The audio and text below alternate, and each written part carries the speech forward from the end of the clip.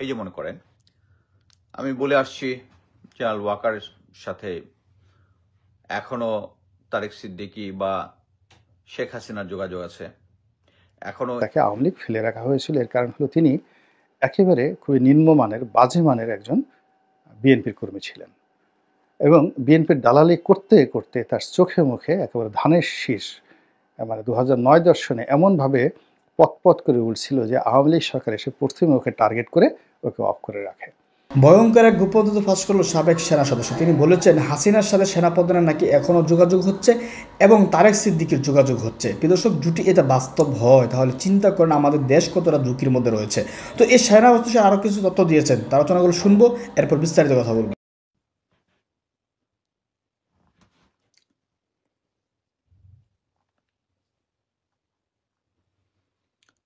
আসসালামু আলাইকুম। আমি এসছি একটা শর্ট ভিডিও নিয়ে। আমি শুধু আমি যে সমস্ত কথাবার্তা বলি তার একটা ছোট্ট লিঙ্ক ধরাই দেওয়ার জন্য। এই যে মনে করেন আমি বলে আসছি জেনারেল ওয়াকারের সাথে এখনো তারেক সিদ্দিকী বা শেখ হাসিনার যোগাযোগ আছে। এখনো ইন্ডিয়ার ইন্টারেস্ট দেখছে, যেহেতু ইন্ডিয়ার সাথে যারা কাজ করতেছে তাদেরকে এখনো সরাচ্ছে না।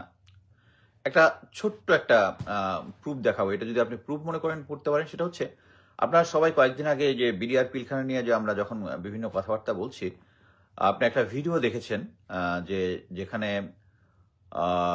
ক্যাপ্টেন তানভীর হায়দার নূরের ওয়াইফ তাসনুভা ভাবি, উনি বলছেন যে আমি যখন ওখানে ছিলাম তখন হিন্দি ভাষাভাষীর লোক তার কাছে এসেছিল, ওর বাসায় এসেছিল এবং হিন্দি ভাষায় কথা বলছিল। This is very important. Hindi ভাষায় কারা কথা বলে? ভারতের লোকজন কথা বলে।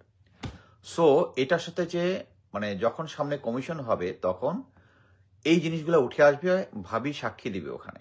এবং হিন্দিভাষীর লোক শুধু একটা না, এটা মাল্টিপল সাক্ষী আছে, এটার মাল্টিপল ভিডিও ক্লিপ আছে যে হিন্দি ভাষায় কথা বলতেছে, এগুলার সাক্ষী আছে।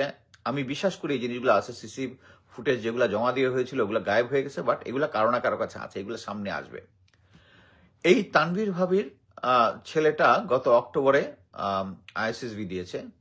5ই অক্টোবর তার আইএসএসবি ছিল, কিন্তু 3rd অক্টোবর তাকে তার কিছু আর্মি শুভানুধ্যায়ী কোর্সমেট, আমি এখানে নাম বলবো না, তারা কনফার্ম করে দিচ্ছে যে আপনার ছেলে, আপনি যেহেতু ভাবি একটা কনক সারোয়ারের কাছে ইয়া দিয়েছিল, একটা লাইভ করেছিল, যে কনক সারোয়ারকে বলেন যে একটা গ্রিন কার্ড দিয়ে দিতে আইএসএসবির 3 তারিখে। তখনও কিন্তু আইএসএসবি শুরু হয় নাই।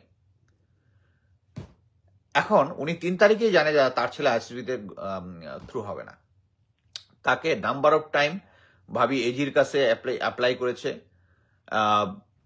এই যে 5ই আগস্টের আগেও করেছে, পরেও করেছে, বাট তাকে কোনো কোঅপারেশন করা হয় নাই। কিন্তু যেদিন উনি ফোন করে লাইভে সাংবাদিকদের কাছে বলেছে যে ওই পিলখানা ওখানে হিন্দি ভাষার কথাবার্তা আমি শুনেছি, এর পরের দিন ব্রিগেডিয়ার জেনারেল এহসান, স্টাফ, জেনারেল ওয়াকার স্যারের স্টাফ, সে ফোন করেছে ভাবিকে, ফোন করে বলেছে ভাবি আপনার কি লাগবে, ছেলের আইএসএসবি, টাকা পয়সা, যত কিছু, মানে যত ধরনের সমস্যা আছে, everything will be solved. So ভাবির এখন খুব সুবিধা হয়েছে না, ওনার সমস্ত প্রবলেম সলভ হয়ে যাবে। এবং জেনারেল ওয়াকারের সাথে দেখা করে যাওয়ার জন্য বলেছে ব্রিগেডিয়ার এহসান। সো এটা থেকে আপনি কি যোগসূত্রটা পাচ্ছেন? যখনই উনার কোনো সমস্যার সমাধান সেনাবাহিনী করতেছে না, যেই ভারতের এগেনস্টে উনি কথা বলছে, সাথে সাথেই জেনারেল ওয়াকারের স্টাফ চলে যাচ্ছে ভাবির কাছে যোগাযোগ করতেছে যে আপনার কি কি সমস্যা আছে, সব সমস্যার সমাধান হয়ে যাবে, ছেলের আইএসএসবি হয়ে যাবে। এ থেকে আপনি কি ডিরেকশন টানবেন? ডিরেকশন একটাই, এতদিন আমরা যে দেখতেছি যে এই কমিশনগুলা সরকার করতে দিচ্ছে না, এর পিছনে যে ভারতীয় হেজিমনি আছে এবং General Walker is part of it. Clear. পরবর্তীতে ভাবি আরো বলেছে যে একটা গ্রুপের সাথে গিয়েছিল আমাদের আইন উপদেষ্টা আসিফ নজরুলের সাথে দেখা করার জন্য। He was very reluctant even to look at her. হ্যাঁ, আমি কি বলছি আমি শুনছি, but body language everything was very, মানে উনি ভারতের কথা বলছে দেখে উনি অস্পৃশ্য হয়ে গেছে। সো ইনশাল্লাহ এই সামনে যে জেনারেল ফজলুর রহমান স্যার কমিশনের হয়েছে আলহামদুলিল্লাহ, বাট বাকি মেম্বার কারা আছে এটার দিকে আমরা নজর রাখছি।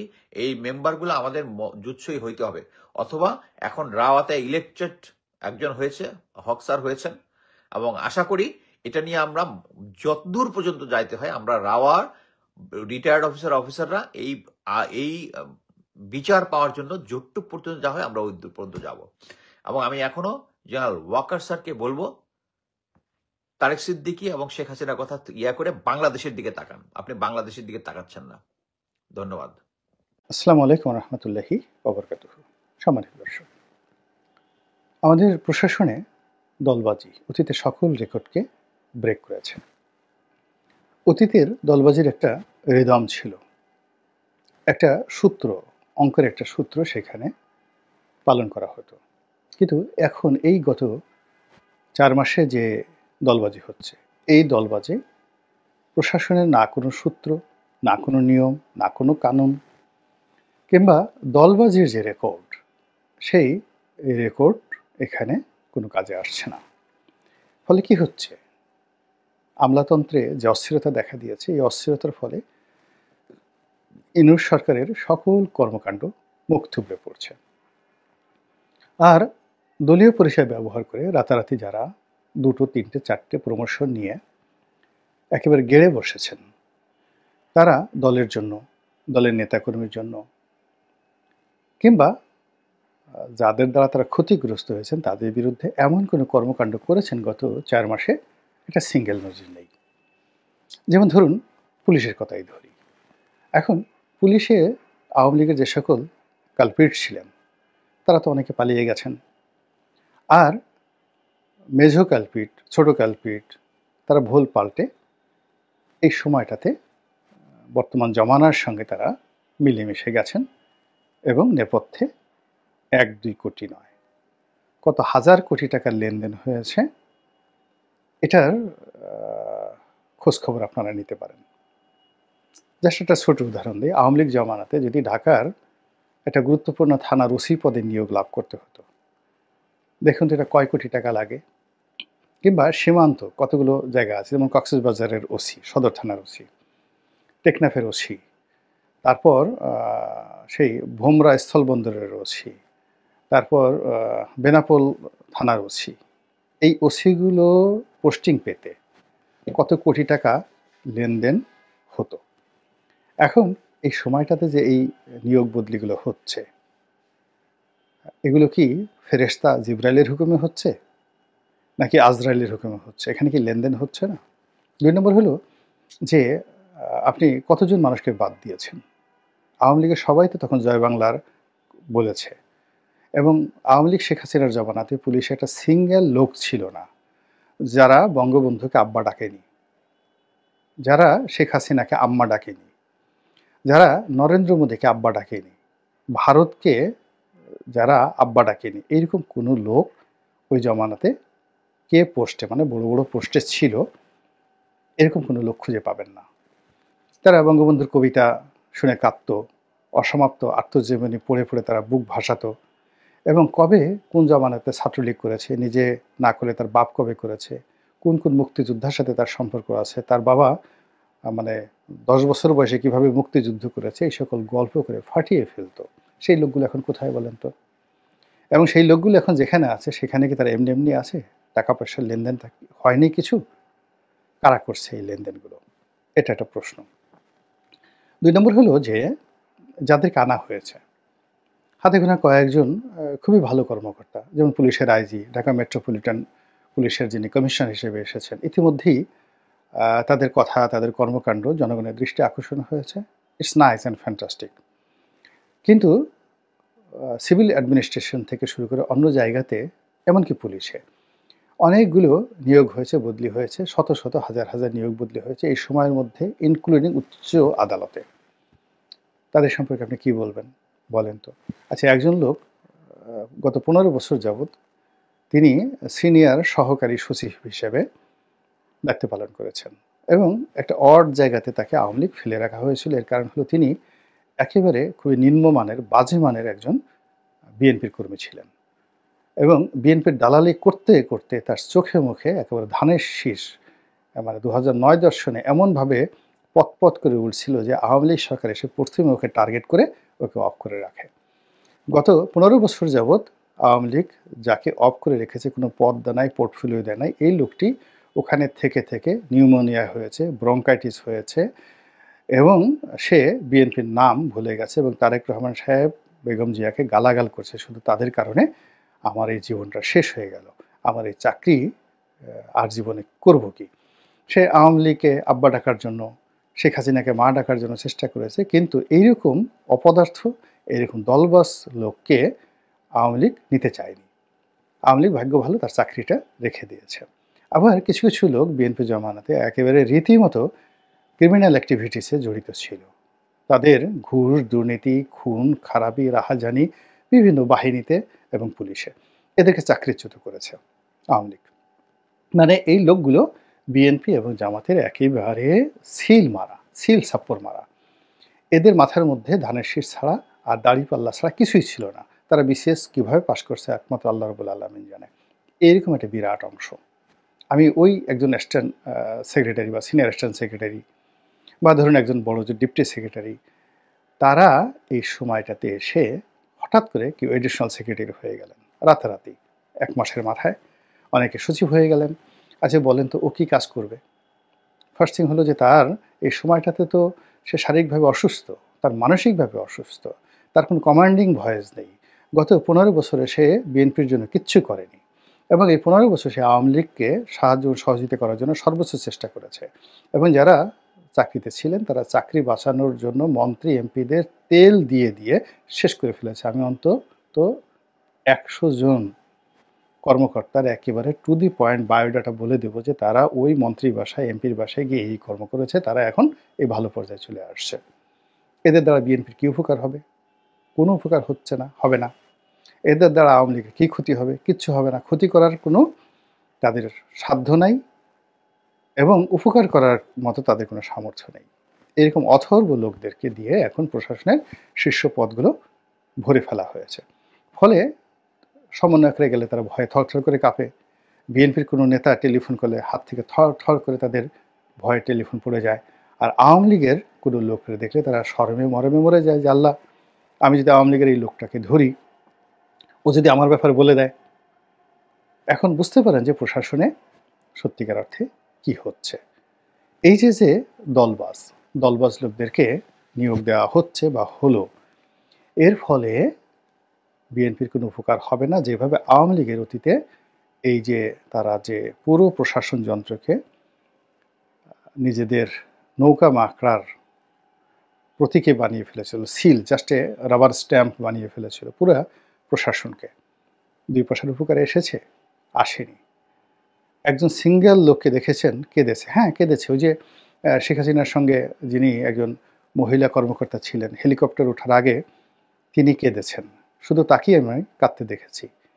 আর এই যে এত মানুষ যারা এই 15 বছর ধরে শেখ হাসিনার রক্ত ক্যান্সারের মতো শুষে শুষে খেয়েছে, যারা 15 বছর ধরে এই জাতির সমস্ত অর্থ বিত্ত তারা ঘুষ দুর্নীতির নামে তারা একেবারে লেহন করে খেয়েছে, ব্যাংক লুট করেছে, বিমা লুট করেছে, রাজুকের প্লট বাগিয়ে নিয়েছে, তারপরে শেষে কি না করেছে, দেশে বিদেশে বেগম পাড়াতে সম্পদের পাহাড় গড়ে তুলেছে। একটা সিঙ্গেল লোক খুঁজে বের করেন তো প্রশাসনে যারা বলেছে যে আমি আওয়ামী লীগ করতাম, যে শাস্তি হয় হোক, আমি চাকরি থেকে রিজাইন করলাম, অথবা আমার কোনো আফসোস নেই, এরকম একটা সিঙ্গেল লোক দেখেন। অথবা কেউ জয় বাংলা, বঙ্গবন্ধু, ওই যে একটা তাবাসসুম, ও তো জাস্ট চাকরিতে জয়েন করেছে। তো তাবাসসুম নামে যে মেয়েটা সবে মাত্র জয়েন করেছে, ও আওয়ামী লীগের পেয়েছেটা কি? ওর মতো 2-4 জন একেবারে অতি আবেগী, অবিবেচক সেই লোকগুলো জয় বাংলা বলে শেখ হাসিনার কথা বলে চাকরি হারিয়ে ফেলেছে। কিন্তু সচিব পদে আছে, এডিশনাল সচিব পদে আছে, ডিআইজি পদে আছে, এডিশনাল আইজি পদে আছে। একজন লোকের মুখ দিয়ে জয় বাংলার নাম শুনেছেন? কিংবা জয় বাংলার একজন লোককে ধরেছে? কিংবা কি করেছে? সব মিলিয়ে কেমন যেন একটা জগা খিচুড়ি হয়ে গেছে। আপনি চিন্তা করুন যে বিজ্ঞানে একটা কথা আছে, প্রতিটি ক্রিয়ারই একটা সমান প্রতিক্রিয়া রয়েছে। Every action has equal or similar reaction. তো আওয়ামী লীগ যে দলবাজিগুলো করেছে সেই দলবাজি আমরা কাউন্টার দলবাজি দিয়ে প্রতিহত করার চেষ্টা করছি, এবং তাও এই ডক্টর ইউনূস সরকারের জামানাতে। তো ডক্টর মোহাম্মদ ইউনূস সরকারের জামানাতে যদি সব বিএনপির সেই ২০ বছরের লোক প্রশাসন থেকে আউট হয়ে গেছে, জামাতের ১৫ বছর ২০ বছর আগে যারা চাকরি থেকে আউট হয়ে গেছে তাদেরকে এনে যদি এখন বসাতে হয়, তাহলে ইউনূস সাহেবের দরকারটা কি? জামাতের আমিরকে বা তারেক রহমান সাহেবকে তো অন্তর্বর্তীকালীন সরকারের প্রধান বানালে হতো। আমাদের তো এই বিশ্ববিজয়ী নোবেল জয়ী কাউকে দরকার নেই, কাউকে দরকার ছিল না। আমরা তো তাকে নিয়োগ দিয়েছি, বা বড় বড় যে সকল কর্মকর্তা যাদেরকে নিয়োগ দিয়েছি উপদেষ্টা হিসাবে বা নিয়োগ লাভ করেছেন, আমরা তো তাদের কাছ থেকে অনেক ভালো জিনিস আশা করেছি। কিন্তু কি হলো ভালো? আমরা হোসেন মনসুর, এখন যিনি বাংলাদেশ ব্যাংকের গভর্নর আছেন, বা ডিফ্যাক্টো যিনি অর্থমন্ত্রী আছেন দেবপ্রিয় ভট্টাচার্য, যদি ২২,০০০ কোটি টাকা ছাপিয়ে এস আলমের ব্যাংকগুলোকে বাঁচিয়ে রাখতে হয়, তাহলে তো শেখ হাসিনাই ভালো ছিল। শেখ হাসিনা তো এই কাজই করতো, সে তো টাকা ছাপিয়ে ব্যাংকে দিত। বলেন এর বাইরে সে কী করতো? আপনি তো সেই কাজগুলোই করছেন। উল্টো যে ভুলগুলো করছেন, এই S Alam, Beximco, Bashundhara, NASA group থেকে শুরু করে এই বড় বড় শিল্প কলকারখানাতে অন্ততপক্ষে আওয়ামী লীগের যদি প্রথম সারির ৫০ জন শিল্প উদ্যোক্তা ধরেন, এদের প্রতিষ্ঠানে ১০ লাখ লোক কাজ করে। এই ১০ লাখ লোকের ১২টা বাজায় দিয়েছেন। সমস্ত শিল্প প্রতিষ্ঠানগুলো কার্যত বন্ধ, অর্ধেক বন্ধ বা পরিপূর্ণভাবে বন্ধ। আপনি দেখেন ইয়েলোর মতো একটা ব্র্যান্ড জ্বালিয়ে পুড়ে ছারখার করে দেওয়া হয়েছে। এই ইয়েলোতে কত লাখ লোক চাকরি করত। আপনি ব্যাক্সিমকো ফার্মাকুর মতে টিকে আছে, one of the finest factory in the world. তো এই জিনিসগুলো অধিগ্রহণ করা, এগুলোকে সারভাইভ করা, এগুলো রিভাইভ করা, এই ব্যাপারে তো সরকারের কোনো রকম প্ল্যান নেই। বরং দুর্নীতি দমন কমিশনে কে চেয়ারম্যান হবে সেটি নিয়ে ওরে বাবা, বিএনপি, আওয়ামী লীগ, জামাত, তারপরে সে ইউনুসপন্থী লোক, চিটাগাংয়ের লোক, নোয়াখালীর লোক পাগল হয়ে গেছে। এবং সবশেষে যখন যাকে নিয়োগ দেওয়া হলো, তখন বাকি যারা সবাই হায় হায় এ কাকে নিয়োগ দেওয়া হলো, এ খারাপ, ও খারাপ, ও খারাপ ইত্যাদি বিভিন্ন কথা। আইজি সাহেবকে একই অবস্থা, নিয়োগ দেওয়া হলো। কমিশনারকে এত মানুষ থেকে কেন তাকে নিয়োগ দেওয়া হলো? নানা রকম কথাবার্তা হচ্ছে, এবং সব কিছুর মধ্যেই দলীয়করণ যে রয়েছে, এই দলীয়করণের প্রভাবটা অতীতের যে কোনো সময়ের চাইতে আরও মারাত্মক আকার ধারণ করেছে। অতীতে আওয়ামী লীগের যারা দলীয়করণ পরিচালনা করতেন, খুঁজে দলের লোককে নিয়োগ দিতেন, তারা অ্যাটলিস্ট চেয়ারে বসে ৩টি কাজ করত। প্রথম কাজ করত আওয়ামী লীগের স্বার্থটা সবার আগে দেখত। দ্বিতীয় কাজ করত আওয়ামী লীগের শত্রুদেরকে নিধন করত। তৃতীয় কাজ করত নিজের ভাগ্য উন্নয়নের জন্য চুরি চামারি চোট্টামি যা কিছু দরকার সব তারা করত। আচ্ছা, এখন এই গত ১০০ দিনে যে সকল দলীয় লোকজন আছে, তারা কি ইউনূস সরকারের স্ট্যাবিলিটির জন্য কিছু করেছে? না। বিএনপির জন্য বা জামাতের জন্য ওই চেয়ারে বসে মঙ্গলজনক, কল্যাণজনক একটা সিঙ্গেল কাজ করেছে আমি দেখিনি। আমি প্রশাসনের সঙ্গে, সে যেহেতু এমপি ছিলাম, আমি তো সচিবালয় কীভাবে কাজ করে, কোন টেবিলে কাজ করে, একজন সচিব কতটুকু লম্ফ দিতে পারে, ঝম্প দিতে পারে, একজন আইজি কতটুকু কী করতে পারে, সেনা প্রধান কতটুকু তার এখতিয়ার রয়েছে, ডিজিএফআইয়ের প্রধান কতটুকু কাজ করতে পারে, এই জিনিসগুলো হাতে কলমে আমরা দেখে আসছি। তো আমরা তো এখন বুঝতে পারি যে এখন এনএসআই কী করছে, ডিজিএফআই কী করছে, পুলিশ সদর দপ্তর কী করছে, মেট্রোপলিটন পুলিশ কী করছে, সচিবালয়ের ক্যাবিনেট সচিব কী করছেন, সংস্থাপন সচিব কী করছেন, যোগাযোগ সচিব কী করছেন, স্বরাষ্ট্র সচিব কী করছেন। এটা সচিবালয়ে যাওয়ার দরকার নাই, এখান থেকে বোঝা যায়, এটা বুঝতে পারি। সেখান থেকে মনে হয় না তো যে ওখানে যারা বসেছেন তারা কেউ এ যাবৎকালে বাংলাদেশের জন্য যুগান্তকারী কিছু একটা করেছেন, ইউনূস সরকারের জন্য যুগান্তকারী কিছু একটা করেছেন, অথবা বিএনপির জন্য কিছু করেছেন, জামাতের জন্য করেছেন। তাহলে কি হলো? যেই লাউ সেই কদু তো হলো না। আগে যেটা লাউ ছিল এখন এটা পচা কুমড়া হয়ে গেছে, গান্ধা কুমড়া হয়ে গেছে দলীয়করণ। আপনি তো জানেন যে কুমড়া পচলে খাওয়া যায় না। যদি লাউ পচে যায় ধরা যায়, কিন্তু কুমড়া যদি পচে যায়, এটা একেবারে এর যে চেহারা সুরত একেবারে কি বলবো, আমাশয় হলে মানুষের যে মানুষের বিষ্ঠার যে রং হয়ে যায় ওই রকম বিজলা বিজলা হয়ে যায় কুমড়া পচলে। তো এখন এই যে বর্তমান জামানাতে যে দলীয়করণগুলো হচ্ছে, দলীয়করণের ভিত্তিতে বিভিন্ন জায়গাতে যে নিয়োগগুলো হচ্ছে এগুলো সব কুমড়া পচা হয়ে গেছে এবং এই কুমড়া পচার দুর্গন্ধে চারিদিকে শুধুমাত্র দুর্গন্ধ ছড়াচ্ছে, কারো কোনো উপকার হচ্ছে না। পুরো ব্যবস্থা, রাষ্ট্রীয় ব্যবস্থাটা বলতে গেলে মুখ থুবড়ে পড়েছে। যদি এখান থেকে বাঁচতে হয় ডক্টর মোহাম্মদ ইউনূসকে বা তারেক রহমান সাহেবকে বা জামাতের আমিরকে আগে প্রতিজ্ঞা করতে হবে, আল্লাহর ওয়াস্তে কোরআন শরীফ হাতে নিয়ে প্রতিজ্ঞা করতে হবে যে আমি বিচারালয়ে কোনো দলবাজ লোককে নিয়োগ দেব না। বিএনপি, জামাত, আওয়ামী লীগ কোনো নামগন্ধ আছে, শুধুমাত্র যারা আমলা হওয়ার জন্য যাদের জন্ম নিয়ে হয়েছে, বিচারক হওয়ার জন্য জন্ম নিয়ে হয়েছে, ভালো ছাত্র, যার দ্বারা দেশের উপকার হবে, যার প্রতি আল্লাহর রহমত বরকত আছে, এইরকম লোককে আমরা নিয়োগ দেব। আমরা আমাদের আত্মীয় স্বজন, আমার ভাইয়ের ছেলে, আমি তাকে কোনো সরকারি পদে নিয়োগ দেব না, আমার বান্ধবীকে আমি নিয়োগ দেব না, আমার বন্ধুকে আমি নিয়োগ দেব না, আমার বাড়ির পাশে বাড়ি তাকে আমি কোনো নিয়োগ দেব না। এই প্রতিজ্ঞা যতক্ষণ পর্যন্ত না করতে পারে ততক্ষণ পর্যন্ত ওই যে কুমড়া পচা, ওই কুমড়া পচা দুর্গন্ধ এসে আপনার আমার মস্তিষ্কে, সব মানুষের মস্তিষ্কে ওই কুমড়া পচা ঢুকে যাবে। তখন আর মানুষ চারিদিকে শুধু পচা কুমড়া এই জিকির শুনতে পাবে এবং চারিদিকে শুধু কুমড়া দেখতে পাবে, পচা কুমড়া দেখতে পাবে, আর কিচ্ছু দেখতে পাবে না। আল্লাহ আমাদের সবাইকে হেফাজত করুন, রক্ষা করুন। এবার কি হলো যে আমরা দেখি যে সেনা সদস্যদেরকে দেখি তারা লাঠি নিয়ে পিটি দিচ্ছে, হ্যাঁ, অন্যদিকে দেখি যে তারাই নানান ভাবে মানুষকে পিটিয়ে মারছে, কিংবা যারা আসলেই মানুষকে পিটিয়ে মারছে তাদের দিকে চোখ বন্ধ করে রেখেছে। মানে সেনাবাহিনীর ভেতরেই বা কি হচ্ছে, জনাব নাজমুল হাসান কলিমুল্লাহ? দেখুন, উইথ ডিউ রেসপেক্ট, প্রথমে সেনাবাহিনী, পরবর্তীতে বিমান বাহিনী সদস্য অফিসার যারা, তাদের ম্যাজিস্ট্রেসি ক্ষমতায়িত করা হয়েছে এবং সেটা পরবর্তীতে মেয়াদ শেষ হলে পরে তা এক্সটেন্ডও করা হয়েছে।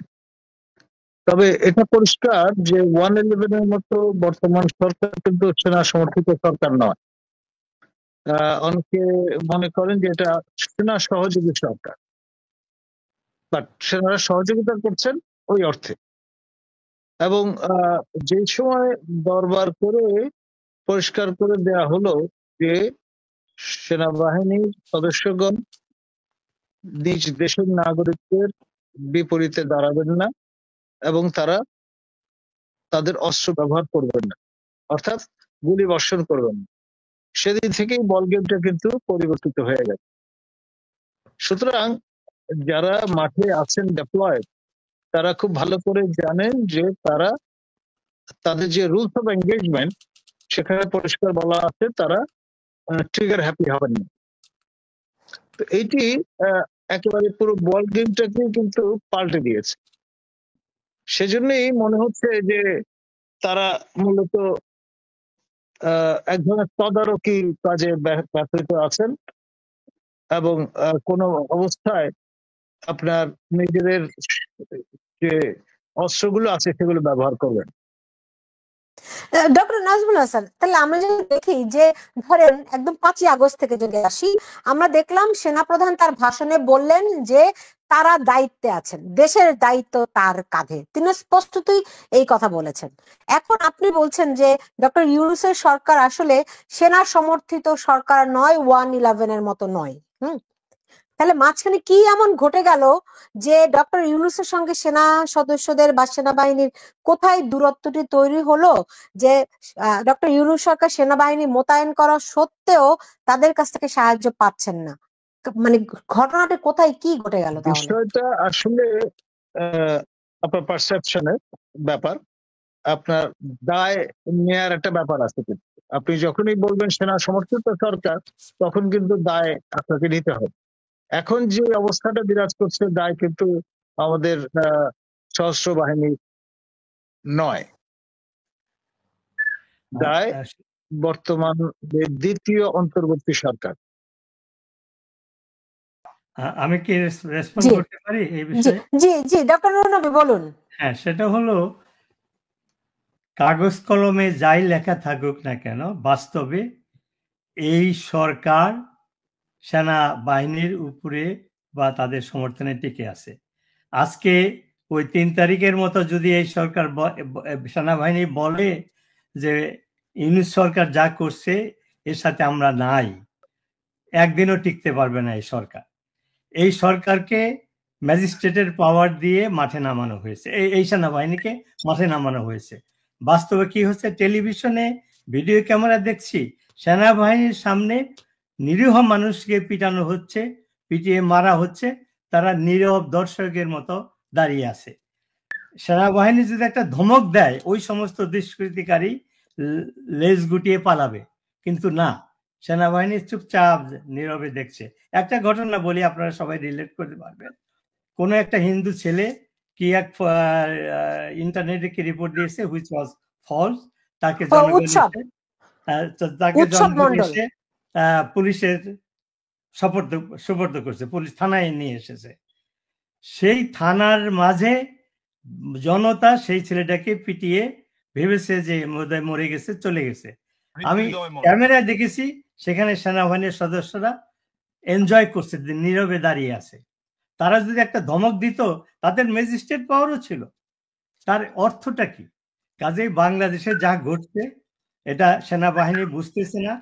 ইউনূসের যত অপকর্মের দায় কিন্তু সেনাবাহিনী ঘাড়ে এসে পৌঁছবে, কারণ দুনিয়াটা ছোট হয়ে গেছে।